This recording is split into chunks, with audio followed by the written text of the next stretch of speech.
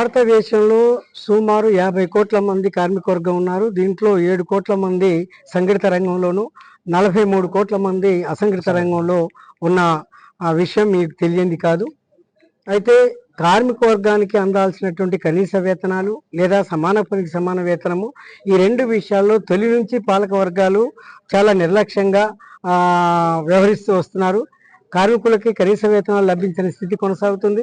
సమాన పనికి సమాన వేతనం ఊసే లేదనేటువంటిది కూడా మీ ద్వారా మేము కార్మిక వర్గం దృష్టికి, ప్రజల దృష్టికి మేము తీసుకొస్తున్నాం. కనీస వేతనాలకు సంబంధించి 1956లో ఏదైతే కనీస వేతనాలు ఎలా ఉండాలి, దానికి ఏ ప్రమాణాలని పరిగణలోకి తీసుకొని రూపొందించాలి అనేటువంటిది ఆనాడు రూపొందించబడి ఉంది. అంటే 1948లో వచ్చిన కనీస వేతనాల చట్టం ఆధారంగా 1956లో ఆనాడు అక్రైడ్ ఫార్ములా ఆధారంగా కార్మికులకున్న కనీస వేతనాలని నిర్ణయించి అమల్లోకి తీసుకొచ్చారు. కానీ నాటికి నేటికి మొత్తం కార్మిక వర్గం యొక్క జీవన విధానంలో మార్పులు వచ్చినాయి. అదేవిధంగా అనేక విషయాల్లో కూడా మార్పులు వచ్చినాయి. మారినటువంటి పరిస్థితులకు అనుగుణంగా కార్మిక వర్గం యొక్క జీవన ప్రమాణాలని పెంచాల్సినటువంటి బాధ్యత పాలకుల మీద ఉంది. కనుక ఇప్పుడున్నటువంటి స్థితిలో, ప్రస్తుత స్థితిలో కార్మిక వర్గానికి కనీస వేతనాలు మేము అంచనా వేసిన ప్రకారం సుమారు 26,000 రూపాయలు కనీస వేతనం ఉంటే బొటాబొట్టిన కార్మిక వర్గం లేదా వాళ్ళ కుటుంబం జీవించడానికి ఒక అవకాశం ఉంటుంది. అందుకని పెరుగుతున్న ధరలకు అనుగుణంగా, అదేవిధంగా కార్మికులకు అవసరమైన ఇతర మౌలిక అవసరాన్ని దృష్టిలో పెట్టుకొని ఈ కనీస వేతనాలను పెంచాల్సిన బాధ్యత ప్రభుత్వం మీద ఉంది. అందుకని కనీస వేతనాలని 26,000గా నిర్ణయించి అమలు చేయాలని చెప్పేసి మేము డిమాండ్ చేస్తున్నాం.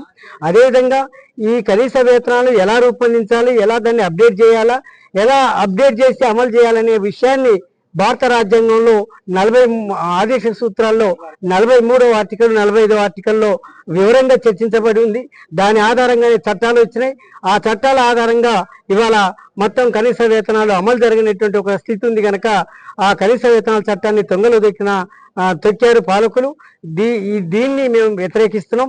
దీన్ని వ్యతిరేకిస్తూ కనీస వేతనాలని సాధించుకోవడానికి, అదే సందర్భంలో సమాన పనికి సమాన వేతనము ఇవ్వాలి అనేటువంటిది ఇవాళ కార్మిక సంఘాలు డిమాండ్ చేసేది కాదు.